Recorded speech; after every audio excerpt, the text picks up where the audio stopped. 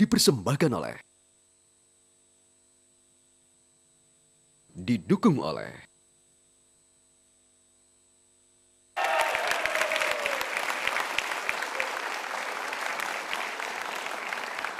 Terima kasih Anda terus di Mata Najwa, episode Pilih Siapa, Prabowo atau Jokowi. Selanjutnya saya akan undang untuk berorasi selama 1 menit mengapa capresnya lebih layak dipilih. Giliran selanjutnya adalah Castorius Sinaga, mohon maaf Pak Castorius Sinaga selaku tim kampanye Capres Prabowo Subianto. Kita berikan tepuk tangan Pak Castorius Sinaga. Prabowo, Bung Hatta. Terima kasih Pak Castorius sudah hadir. Ya. Terima kasih sudah hadir, waktu Anda 1 menit. Untuk berorasi dimulai dari sekarang, silahkan Pak. Terima kasih Najwa. Para pemirsa di rumah dan rakyat Indonesia, ada 3 faktor yang mendorong saya untuk memilih Prabowo Hatta menjadi presiden. Yang pertama adalah Prabowo Hatta adalah pemimpin yang tegas yang dapat mempunyai affirmative action untuk membawa gagasan luar biasa besar, yaitu Indonesia Bangkit.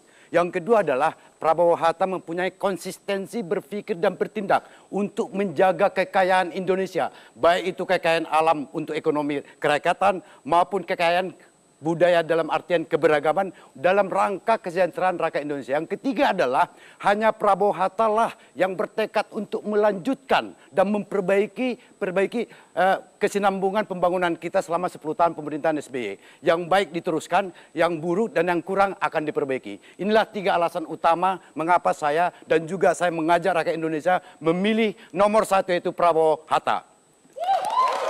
Terima kasih Pak Castorius.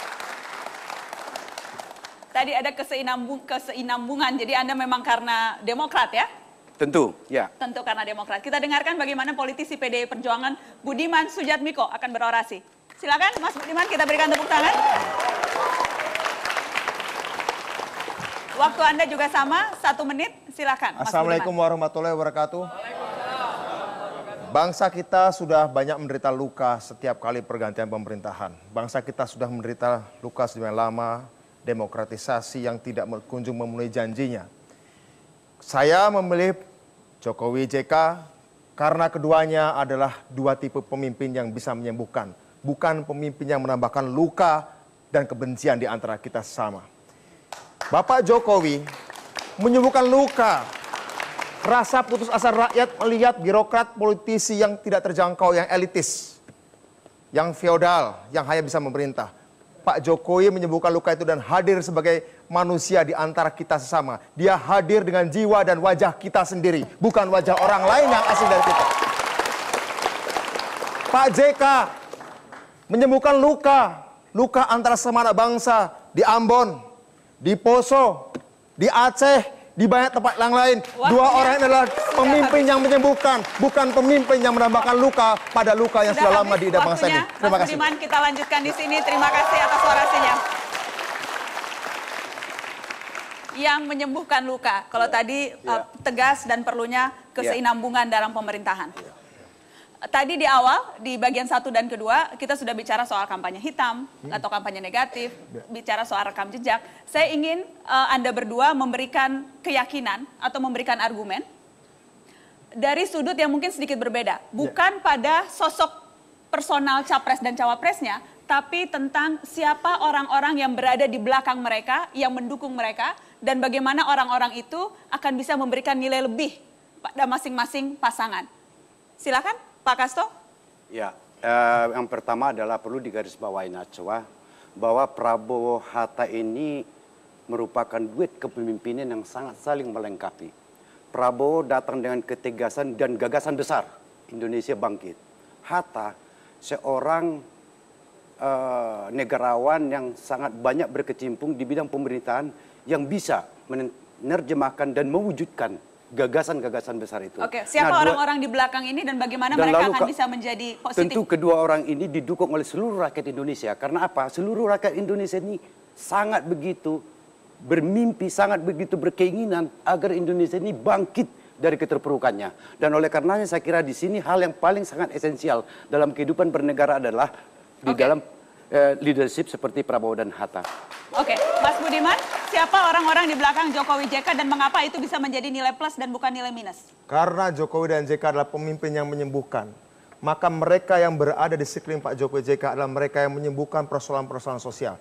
bukan sekedar orang partai politik, bukan sekedar orang beberapa pensiunan militer, tapi terutama adalah mereka bagian dari civil society, NGO, pendidik, intelektual, pemikir yang banyak terlibat sehari-hari dalam persoalan-persoalan masyarakat.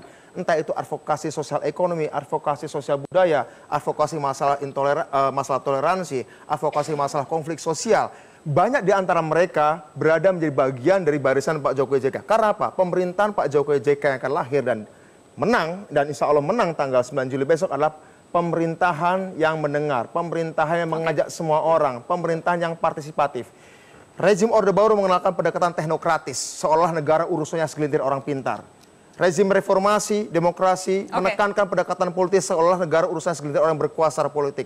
Pak Jokowi JK akan mengajak bahwa ini adalah pembangunan Indonesia adalah pembangunan semua orang. Pak Rasto, silakan. Pembangunan semua orang, apapun latar belakang agamanya, sosial ekonominya, saya kira itu pemimpin yang merangkul. Bagaimana kemudian model kepemimpinan, tadi sudah dijelaskan, tapi bagaimana sistem pemerintahan ke depan akan bisa efektif dengan orang-orang di belakang Prabowo Subianto dan Hatta Rajasa? Oh, sangat jelas. Pertama adalah kalau kita lihat ya kondisi Indonesia saat ini, 10 tahun pemerintahan SBY telah meletakkan fondasi penguatan sistem, baik itu sistem demokrasi, sistem ekonomi, posisi Indonesia di luar negeri. Nah, sistem ini akan bisa dilanjutkan bila ada kapasitas kelembagaan dan juga bila ada orientasi yang jelas tentang Indonesia bangkit, dan ini di zaman Prabowo Hatta. Nah, oleh karenanya kita melihat setelah jadi hanya akan melanjutkan apa yang sudah digariskan oleh Presiden tidak sebelumnya. hanya melanjutkan, mimpi besar, gagasan besar Indonesia bangkit itu adalah Indonesia yang mandiri secara ekonomi, dan lalu Indonesia yang bermartabat di dunia internasional, dan juga Indonesia yang adil. Mas Budiman? Kami akan melanjutkan apa yang harus dilanjutkan, tapi kami akan mengoreksi apa yang harus dikoreksi. Ya, kami tidak akan melanjutkan tren menaiknya kesenjangan sosial dari koefisien Gini 0,38 pada masa berakhir masa pemerintahan Megawati sekarang menjadi 0,41. Artinya tingkat kesenjangan sosial kita bertambah. Di mana sekarang 56% aset nasional kita dikuasai oleh 0,2% penduduk saja. Artinya 56% aset nasional dikuasai oleh 400.000 orang saja. Itu nggak akan kita lanjutkan. Tapi yang mau kita lanjutkan apa? Yang mau kita lanjutkan adalah performa ekonomi yang baik, ya, pertumbuhan ekonomi yang baik. Tapi kita ingin pertumbuhan dengan pemerataan, pertumbuhan dengan merangkul dan tidak menciptakan konflik. Kita ingin menciptakan peace and social justice mainstreaming, pengarus utamaan perdamaian dan keadilan sosial dalam setiap pembangunan kita dengan cara merangkul semua orang. Baik, kita akan lanjutkan setelah pariwara. Tetap di Mata Najwa, pilih siapa, Prabowo atau Jokowi? Kembali sesaat lagi.